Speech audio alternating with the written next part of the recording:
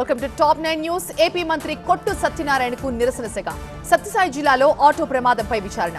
Cruise terminal నిర్మాణాన్ని సందర్శించిన జీవీఎల్. ఇలాంటి టాప్ 9 ఏపీ న్యూస్ ఇప్పుడు చూద్దాం. మంత్రి కొట్టు సత్యనారాయణకు నిరసన సెగ తగిలింది. తాడేపల్లిగూడెంలో వాటర్ ట్రీట్మెంట్ ప్లాంట్ కి మంత్రి కొట్టు శంకుస్థాపన చేశారు. అయితే నివాస ప్రాంతాల్లో ఎస్టీపీ నిర్మాణంపై అక్కడి స్థానికులు తీవ్ర ఆగ్రహాన్ని వ్యక్తం చేశారు.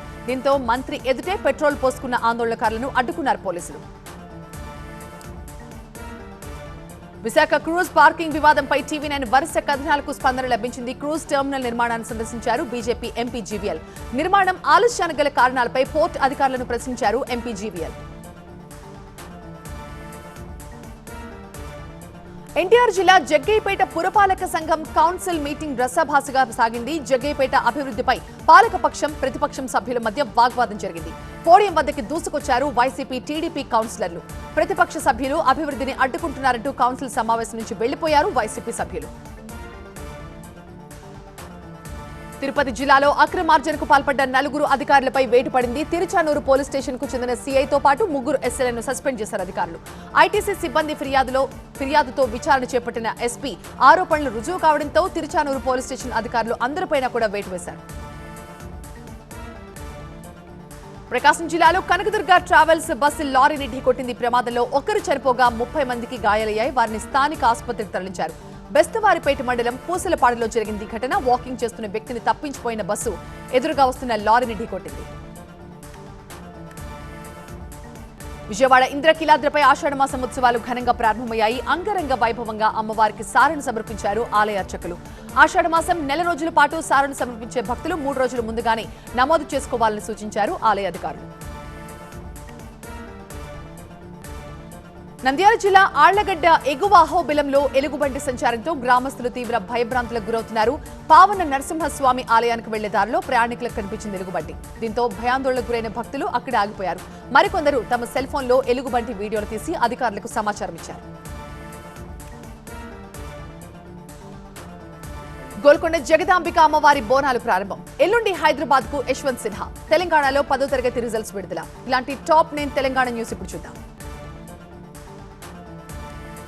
గోల్కొండ జగదాంబిక అమ్మవారి బోనాలు మొదలయ్యాయి. లంగర్ హౌస్ నుంచి ఘటాల ఊరేగింపుగా గోల్కొండ కోట చేరుకున్నాయి. ప్రభుత్వం తరపున అమ్మవారికి పట్టు వస్త్రాలు సమర్పించారు డిప్యూటీ స్పీకర్, మంత్రులు. సాంస్కృతిక కార్యక్రమాలతో గోల్కొండ పరిసరాలని కూడా మారుమోగుతున్నాయి. ఎల్లుండి హైదరాబాద్ కు రానున్నారు రాష్ట్రపతి అభ్యర్థి యశ్వంత్ సిన్హా. జలవిహార్లో ఎమ్మెల్యేలు ఎంపీలతో సమావేశం కాబోతున్నారు. అటు ఆయనతో భారీ ర్యాలీ నిర్వహించాలని టీఆర్ఎస్ పార్టీ యోచిస్తోంది. బేగంపేట ఎయిర్పోర్ట్ నుంచి జలవిహార్ వరకు ర్యాలీ చేరున్నారు. సిన్హా పర్యటనపై మంత్రులు ఎమ్మెల్యేలతో కేటీఆర్ చర్చించారు. తెలంగాణలో 10వ తరగతి ఫలితాలు విడుదలయ్యాయి. విద్యాశాఖ మంత్రి సబితా ఇంద్రారెడ్డి రిజల్ట్స్ విడుదల చేశారు. 90% ఉత్తీర్ణత బాలికలదే పైచేయిగా తెలుస్తోంది. మే 23 నుంచి ఈ నెల 1 వరకు 10వ తరగతి పరీక్షలు జరిగాయి. రాష్ట్ర వ్యాప్తంగా 11,401 స్కూల్స్ కి చెందిన 5,09,275 మంది స్టూడెంట్స్ పరీక్షలకు హాజరయ్యారు. ఫ్లెక్సీల వార్ హైదరాబాద్ నుంచి జిల్లాలకు కూడా పాకింది. మంచిర్యాల జిల్లాలో మోదీ వ్యతిరేక ఫ్లెక్సీలు ఏర్పాటు చేశారు. చెన్నూరు నియోజకవర్గ వ్యాప్తంగా బై బై మోదీ అంటూ భారీ కటౌట్లే పెట్టేశారు. చెన్నూరు పాత బస్టాండ్, మున్సిపల్ ఆఫీసులో బ్యానర్లు వెలిశాయి. మోదీ వ్యతిరేక ఫ్లెక్సీలపై బీజేపీ నేతలు మండిపడుతున్నారు. బీజేపీ జాతీయ కార్యవర్గ సమావేశాలకి రానున్న ప్రధాని మోదీ మాదాపూర్లోని నోవాటెల్లో బస చేయనున్నారు. 3 రోజుల పాటు నోవాటెల్లోనే ఉంటూ వేరు కార్యక్రమాలకు హాజరవుతారు మోదీ. మొత్తం 3,000 మంది పోలీసులతో భద్రత ఏర్పాటు చేశారు. ముందుగా అనుకున్నట్లు రాజ్ భవన్ కాకుండా నోవాటెల్ హోటల్లోనే మోదీ బసని ఖరారు చేశారు. హైదరాబాద్ కి బీజేపీ ప్రతినిధులు క్యూ కట్టారు. పలువురు కేంద్ర మంత్రులు జాతీయ కార్యవర్గ సమావేశాల కోసం హైదరాబాద్ కు వస్తున్నారు. శంషాబాద్ ఎయిర్పోర్ట్ లో వారికి ఘన స్వాగతం పలికారు తెలంగాణ బీజేపీ నేతలు. ఇక బీజేపీ నేతలు రేపు నియోజకవర్గాలకు కూడా వెళ్లబోతున్నారు. ఎల్లుండి హెచ్ఎస్సీకి చేరుకుంటారు. నిర్మల్ జిల్లా కేంద్రంలోని అర్బన్ తహసీల్దార్ ఆఫీస్ ముందు బైఠాయించారు వీఆర్ఏలు. పే స్కేల్ జీవో విడుదలకు డిమాండ్ చేస్తూ నిరసన వ్యక్తం చేశారు. ఆఫీసులోకి అధికారులు వెళ్లకుండా అడ్డుకుంటున్న వీఆర్ఏలు అసెంబ్లీ సాక్షిగా సీఎం కేసీఆర్ ప్రకటించిన పే స్కేల్ జీవోను వెంటనే విడుదల చేయాలంటూ డిమాండ్ చేశారు. కామారెడ్డి జిల్లా లింగంపేట తహసీల్దార్ పై ఒక రైతు దాడికి ప్రయత్నించాడు. అదుపులోకి తీసుకోవడానికి వచ్చిన కానిస్టేబుల్ పై కూడా దాడి చేశాడు. షెట్పల్లి సంగారెడ్డిలో తనకున్న 7 గుంటల భూమిని వివరాల సవరణ కొరకు ఎన్నో ఏళ్లుగా తిరుగుతున్నా కూడా అధికారులు పట్టించుకోవడం లేదని, అందుకే విసిగిపోయిన తాను ఇలా ప్రవర్తించాల్సి వచ్చిందని సదరు రైతు కన్నీరు పెట్టుకున్నాడు. శంషాబాద్ ఎయిర్పోర్ట్ లో స్మగ్లర్లు అరెస్ట్ అయ్యారు. బహ్రెయిన్ నుంచి హైదరాబాద్ కు వచ్చిన స్మగ్లర్ల నుంచి భారీగా ఈ సిగరెట్స్ లు అలాగే బ్యూటీ క్రీమ్లు స్వాధీనం చేసుకున్నారు కస్టమ్స్ అధికారులు. 5గురిని అరెస్ట్ చేసి 1.59 లక్షల క్యాష్ ని కూడా సీజ్ చేశారు. నిందితులపై కేసు నమోదు చేసి విచారణ చేపట్టారు కస్టమ్స్ అధికారులు. మరి కాసేపట్లో గవర్నర్ ని కలవనున్న ఫడ్నవీస్, షిండే కూడా కలవబోతున్నారు. ఇక దేశంలో కరోనా ఉధృతితో 4th వేవ్ రెడ్ అలర్ట్ జారీ చేసింది కేంద్రం. భారీ భద్రత మధ్య కొనసాగుతున్న అమర్నాథ్ యాత్ర. ఇలాంటి టాప్ 9 నేషనల్ న్యూస్ ఇప్పుడు చూద్దాం.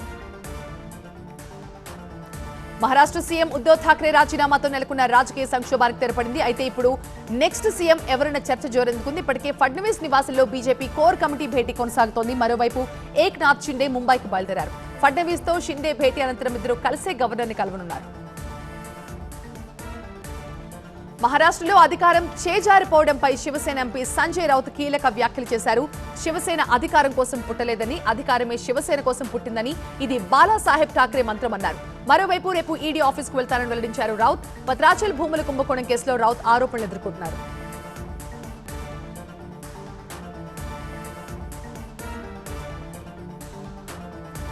ఎంఎస్ఎంఈ రంగాన్ని బలోపేతానికి కేంద్ర ప్రభుత్వం ప్రవేశపెట్టిన కొత్త పథకాన్ని ప్రధాని మోదీ ప్రారంభించారు. అలాగే చిన్న మధ్యతరహా పరిశ్రమల ఉత్పత్తులు, సేవల ఎగుమతులను ప్రోత్సహించేందుకు capacity building of first time MSME export CBFET అనే మరో పథకాన్ని సైతం ప్రధాని మోదీ ప్రారంభించారు.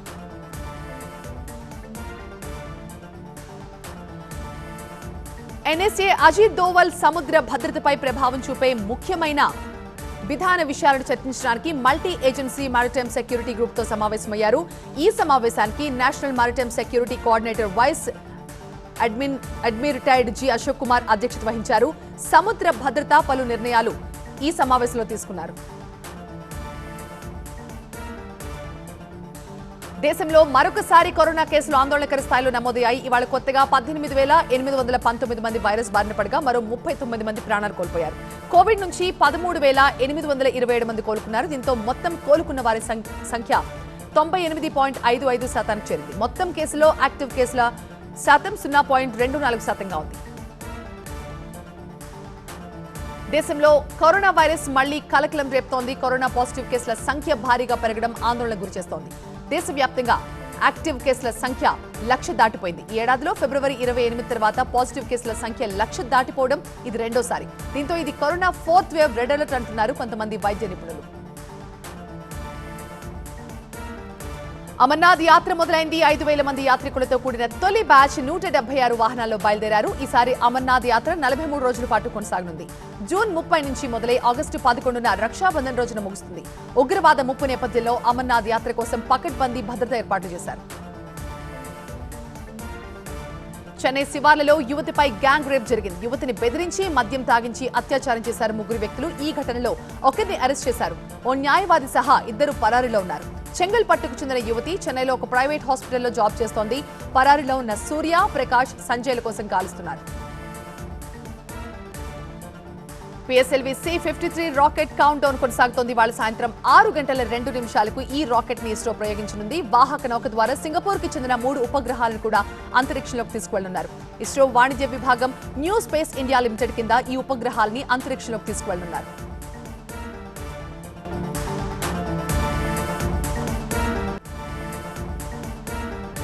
కేరళలో ఆటోను తప్పించిపోయి బోల్తా పడ్డ బస్సు.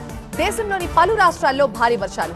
కాళ్లతోనే పరీక్షలు రాసిన యువకుడు. ఢిల్లీలో పలు చోట్ల భారీగా ట్రాఫిక్ జామ్. ఇలాంటి టాప్ 9 మెట్రో న్యూస్ ఇప్పుడు చూద్దాం.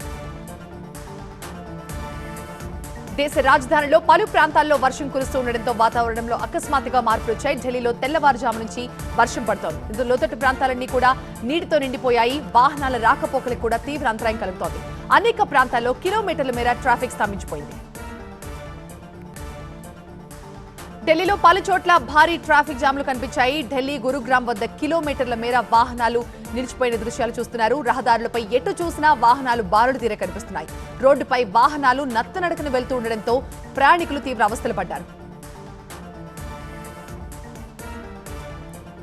ఉత్తరాఖండ్లోని రుద్రప్రయాగ్ జిల్లాలో భారీ వర్షం కురిసింది. వరదలతో రహదారులు మొత్తం చెరువులు తరిపిస్తున్నాయి. మరోవైపు కొండ చెరువులు విరిగిపడే అవకాశం ఉన్న మండలాల గుర్తింపుతో సహా అన్ని ఏర్పాట్లు చేశారు జిల్లాధికారులు. ఎన్డీఆర్ఎఫ్ బృందాలు కూడా రంగంలోకి దించామని చెప్పారు రుద్రప్రయాగ్ ఎస్పీ ఆయుష్ అగర్వాల్. యూపీలోని పలు ప్రాంతాల్లో కురుస్తున్న వర్షాలతో పాట్నాలో వాతావరణం ఆహ్లాదకరంగా మారింది. పాట్నా నగర వ్యాప్తంగా వర్షం కురుస్తోంది. కొన్ని చోట్ల కాలనీలు నీట మునిగాయి. కొన్ని నగరాల్లో నీళ్లు నిలిచిపోవడంతో ట్రాఫిక్ స్తంభించిపోయింది. వాహనదారులు తీవ్రంగా ఇబ్బందులు పడ్డారు. పలు లోతట్టు ప్రాంతాలన్నీ కూడా నీటితో నిండిపోయాయి. బీహార్లో భారీ అగ్ని ప్రమాదం జరిగింది. పాట్నాలోని పీర్బహార్ పోలీస్ స్టేషన్ పరిధిలోని హత్వా మార్కెట్లో మంటలు చెలరేగాయి. పెద్ద ఎత్తున మంటలు ఎగిసిపట్టడంతో ఆ ప్రాంతం మొత్తం దట్టమైన పొగ కమ్మేసింది. అగ్ని ప్రమాదం సమాచారం అందుకున్న ఫైర్ ఫైటర్స్ సంఘటనా స్థలానికి చేరుకుని మంటల్ని అదుపు చేశారు. జమ్మూ కాశ్మీర్ పోలీసులు ఉత్తర కాశ్మీర్లోని బందీపురా జిల్లాలో ఒక హైబ్రిడ్ ఉగ్రవాదిని అరెస్ట్ చేశారు. ఆయుధాలు, బాంబుల తయారీకి వాడే సామాగ్రిని స్వాధీనం చేసుకున్నారు. ఆపై బందీపురాలోని నాడిహల్ ప్రాంతంలో భద్రతా దళాలు ఉగ్రవాదుల స్థావరాన్ని ధ్వంసం చేసిన డ్రోన్ ఫుటేజ్ ను విడుదల చేశారు. బీహార్లో ఒక యువకుడు 2006లో కరెంట్ షాక్ తో 2 చేతులు కోల్పోయాడు. 2017లో ఇంటర్ పరీక్షలు పూర్తి చేశాడు. చేతులు లేకపోవడంతో అతడు కాళ్లతోనే రాయడం నేర్చుకున్నాడు. అతను ఐఏఎస్ కావాలని లక్ష్యంగా పెట్టుకున్నాడు. కానీ ఆర్థిక పరిస్థితులు అడ్డుపడుతున్నాయి. ఆర్థిక సహాయం చేస్తే తాను ఐఏఎస్ ఆఫీసర్ అవుతా అంటున్నాడు ఆ యువకుడు.